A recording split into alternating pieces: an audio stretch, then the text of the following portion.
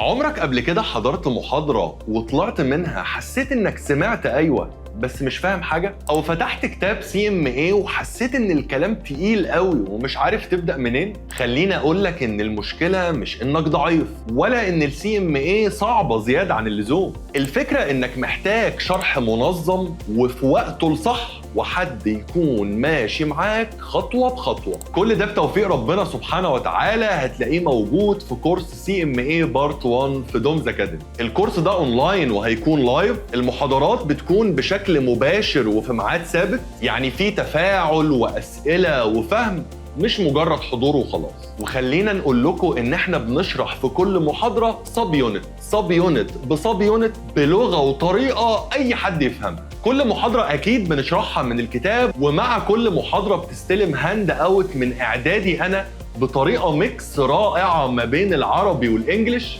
مع ملف ترجمة عشان مفيش كلمة او مصطلح يعدي عليك ما تكونش فاهم. وبعد ما شرحنا وفهمنا يلا بقى ندخل على الأسئلة علشان تطبق وتعرف انت واقف فين بدل ما تكمل وانت مش مطمن.